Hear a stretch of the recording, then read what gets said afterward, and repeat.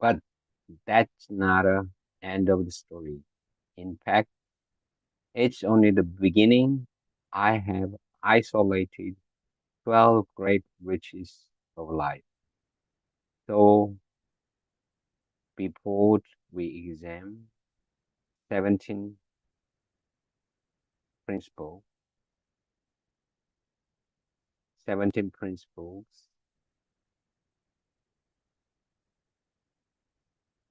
the 17 principles, let's look at the first step of your journey, one that involves self-understanding.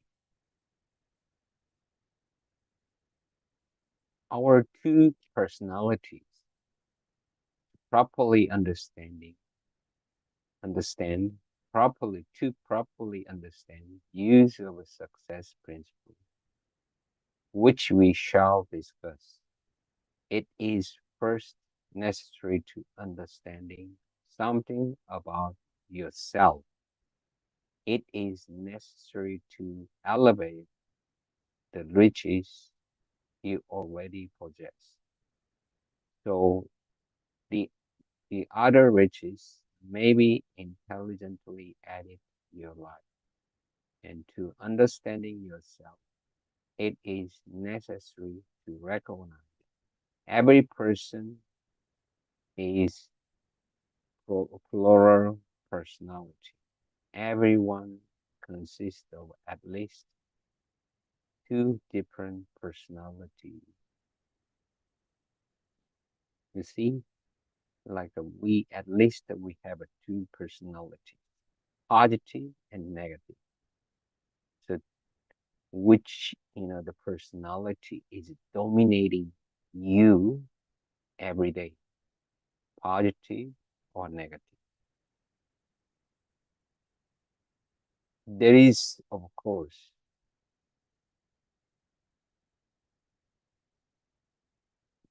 there is, of course, the self that you see when you look into the mirror.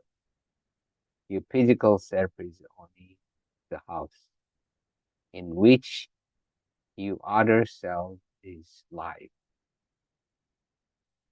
In that house are two individuals who are eternally conflict with each other. One is a negative person who thinks and moves and lives in atmosphere of fear, doubt, poverty, ill health. This negative self expect failure seldom is disappointed. I think of a circumstance of life which you do not want, but which you seems forced to accept. Poverty, greed, superstition, fear, doubt, worry, and physical sickness. And your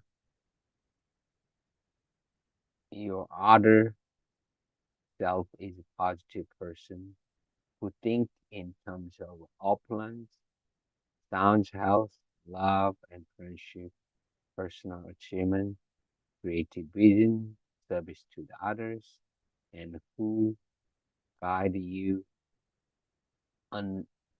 unwillingly to attain of all over those blessings. Illing, unilling, what does it mean? Unilling, uh, sure, unilling me. But it is this self alone that is capable of recognizing, appropriating the 12 great riches of life. It is only self capable of receiving the master key to riches. If we are to be riches, if we are attain positive things in this world, we have to start with a positive mental attitude. I am speaking of material riches, of course, but I'm not speaking of the material riches alone.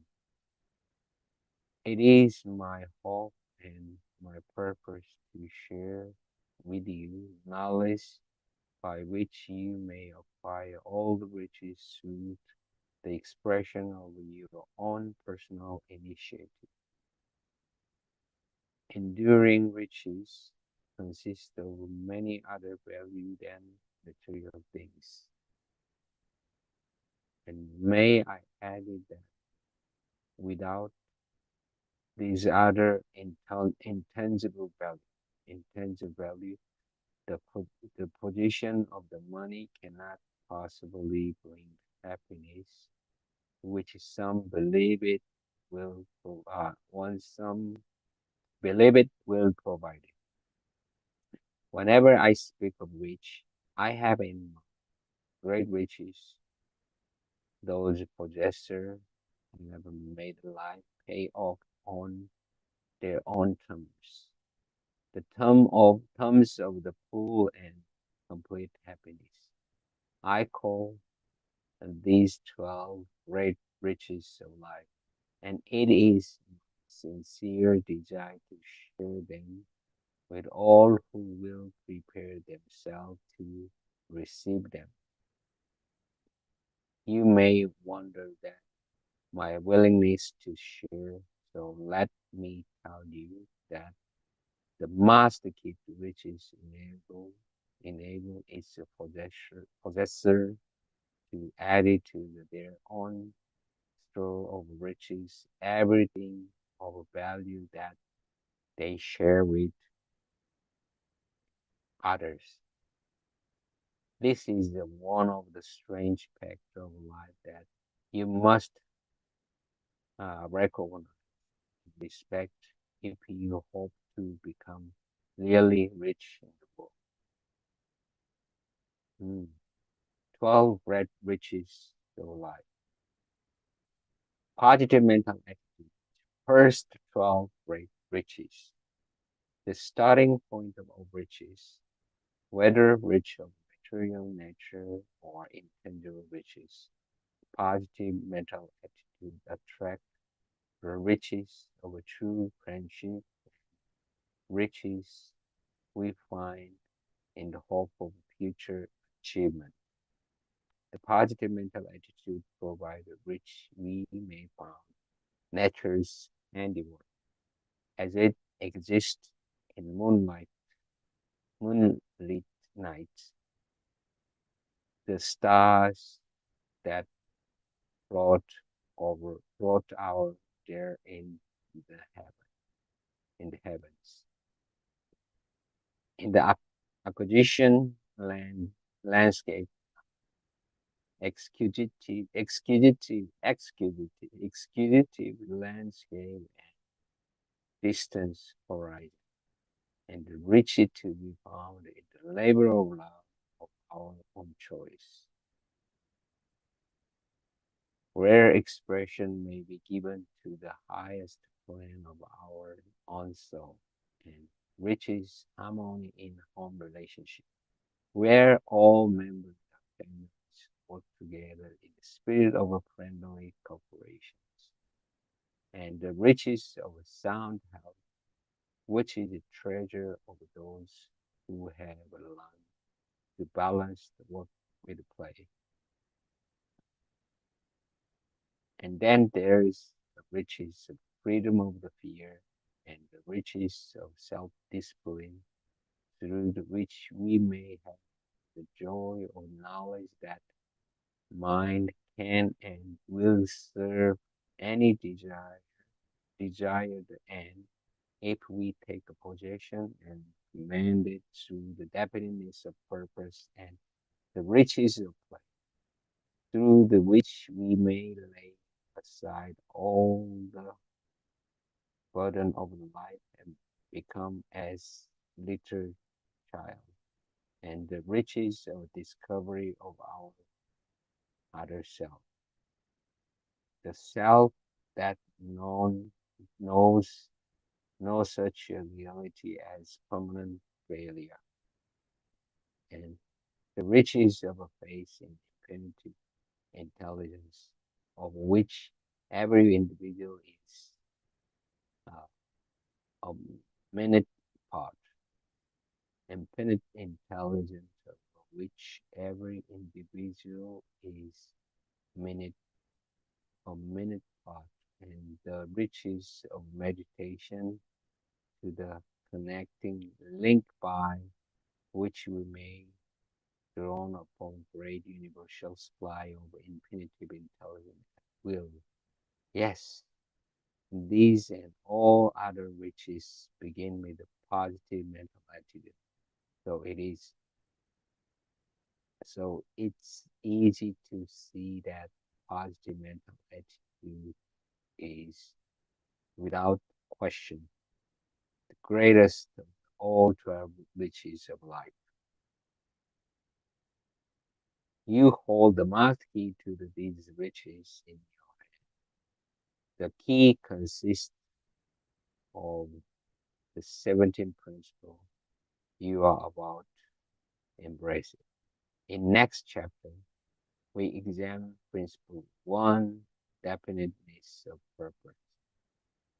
You will discover what it is and how to use it to achieve whatever it is your burning desire.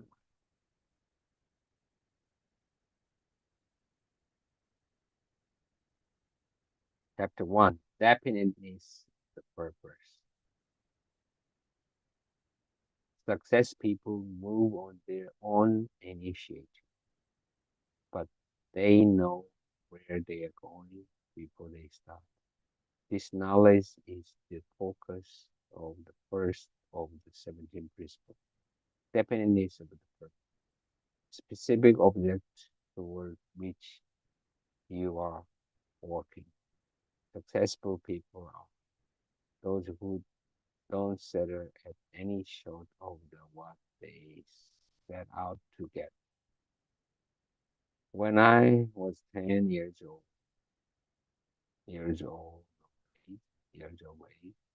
my mother died, and 2 years later, my father brought into our house a stepmother.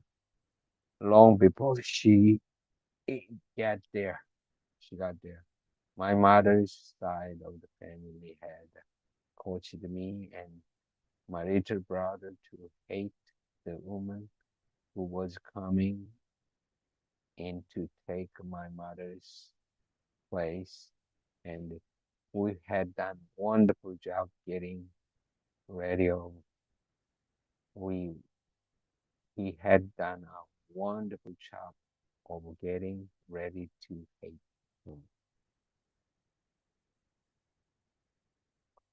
And my father brought her home and introduced her to all my uncle and auntie. He said, and over here in the corner, Masa is your son, Napoleon, the meanest boy in Wise Company. And I wouldn't be at all surprised if he started throwing rock at you by tomorrow morning.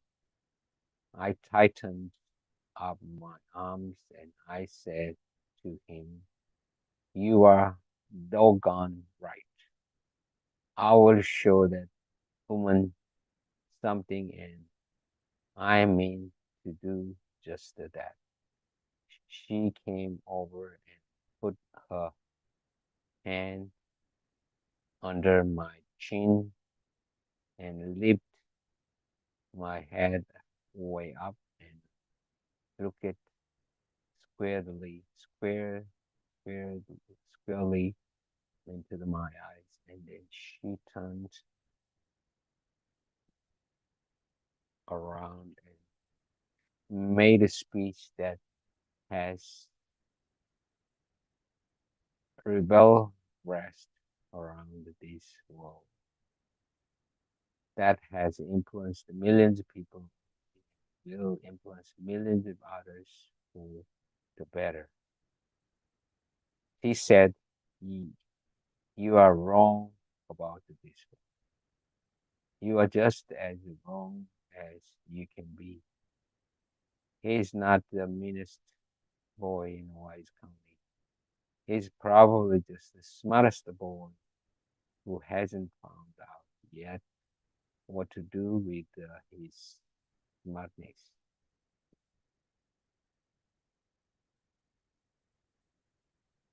I know them. They're that my stepmother and I were going to get along. That was the first time in my life that anybody ever said anything kind about me.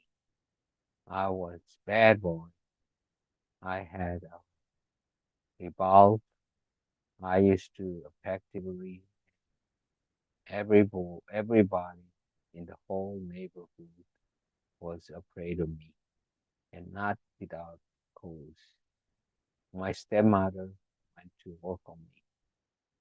She had me treat, trade in that revolver, revolver for uh, blinks, blinkens, that derper, typewriter. She had me trade in that re- revolve for the Blinken Derper typewriter. Then since taught me to type, and in no time we had a 26 newspaper on my list. I wrote a newsletter from those mountains, and when we didn't have the news, believe you me, I made it. About the mouse, about the months after my stepmother, she dropped her denture one morning and it broke. After that time, I never had heard such a thing as a denture. My father was a watchmaker at a blacksmith shop, a little county store, a little country store, and the post office, an old thinker, thinker, you might say. And oh yes, he had what purp, purple, purple to the little a little farm where I was put to the work. He up pick up the broken dentures and reassembled the two pieces. He looked at it for a moment, said, "My dear Nora, I believe I can make a set of teeth." She lang she ran over, rolled her arm in, and said, "Well, I know you can make a set of teeth." And I thought, what a woman. My old man make set of teeth. He can shoe a horse. I know because I've seen it do it. But make a set of teeth. About 3 weeks afterward, I came home from school and smelled the most peculiar odor when I entered our yard. And when I went into the house, I saw the clear little cat sitting on the fire. I asked my stepmother what it was. She said, "Your father sent away to the dental supply house for material to make me a set of teeth." And they were and there cooking. I thought, My gosh, what a woman. After it cooked the necessary amount of time under pressure, my father took little kettle down to the creek and cooled it off, took out great hunk of the plastic pots, trimmed away the outside of it, took a piece of the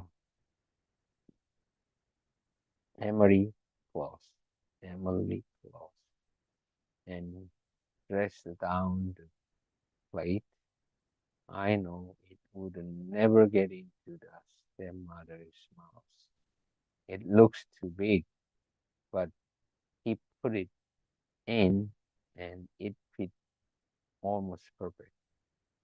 She wore it in 3 years.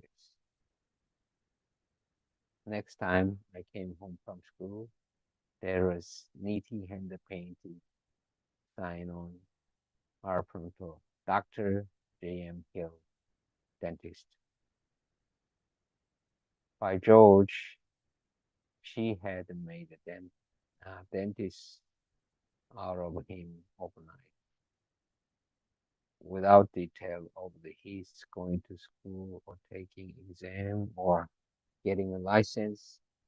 He went to the blacksmith shop and made himself some tools to pull the keys. Oh boys, did he do business? He practically dentistry in eastern Kentucky, southwest Virginia, and town in Tennessee. Tennessee. Well, no time we were in the money. Literally the money making $50, $60 months that went over the far about the 3 years. Then one day, local justice over the peace came with a lobe under his arm and said, "Look here, Dr. Hill, selection of the 540 of the Code of Virginia said you have to license to practice dentistry. If you don't have it, you are liable to jail." Well, he and his stepmother went into the uh, and caucus with the understanding my father would write to the country sit and be a lawyer. Later in the afternoon, I saw him returning from the country seat, riding down the valley. I know by the way he was slumped on the horse and he had done what 999 out of every 1,000 uh, general do. He'd accepted that the problem was something he couldn't do anything about it. The lawyer said he had to take an examination, and then my father came to the conclusion he didn't have education enough to take an examination. As he dismounted, he said, "Well, master, it is all over." The lawyer said I had to take an examination, and you know I don't have enough education to do that. What a woman! Now the average woman wouldn't walk away and said it was just too bad. But we will try something else. But that wasn't the way I said.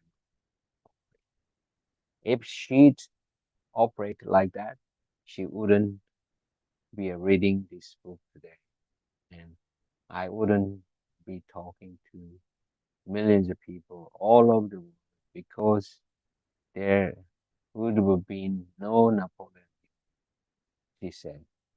Now look at here.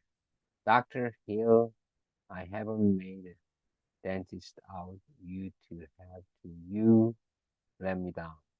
If you have to go away to college and learn how to take the examination, then there is exactly what you will do. I thought, my goodness, what a woman, what a woman. My old man went to college, but they wouldn't let him on the campus, let alone um, med, mediculate, mediculate. You know what she said. This is somebody who moved with definiteness of purpose and didn't know the opposite of a definiteness purpose. She sent my father to Roosevelt Dental College, put his through college for 4 years with the life insurance money of the former husband, and made one of the most outstanding dentists in Southwest Virginia. My father became one of the most prominent dentists probably in the whole state of Virginia. They that's how she operates. That's how anybody will operate to get hold of this philosophy and use it the way that it's capable of being used. And if you didn't have anything else, it would be it in the world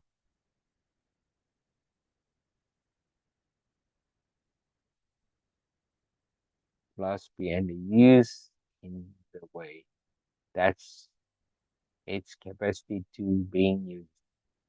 And if you didn't have anything else in the world except this lesson, number one, and know exactly what you want and stood by your guns, and you could almost forget those 16 principles.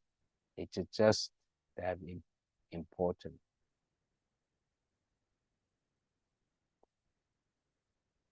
Seven factor of definiteness of purpose. You can write on your success story if you have find your own definiteness purpose to compose the first chapter. You need to know and implement the seven factors that are part of the definition purpose. First fact is that what is starting point of all achievement is the adoption of a definiteness of purpose, accompanied with by planning definite plan and full attainment, followed by appropriate action. That that means plan, purpose, and action. Those three words consist of the first factor. Plan, purpose, action. Plan, purpose, action. PPA. Plan, purpose, action. Success is any calling is the result of definiteness of purpose. Now we all have the purpose, varying purpose, but they are not definite. Most often, they are hope and wishes. We all wish for money, but we wish for opportunity. We wish for love and affection, but we wish for recognition. So we wish for a lot of things, but wishing is just not quite enough. Before you can be sure success, you have to have a definite object and definite plan getting it, and any have to.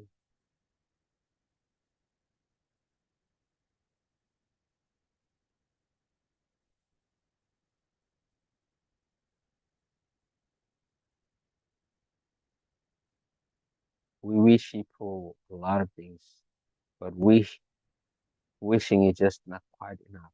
Before you can be sure success, you have to have a definite object, definite plan to getting it, and you have to have back that plan with everything you have.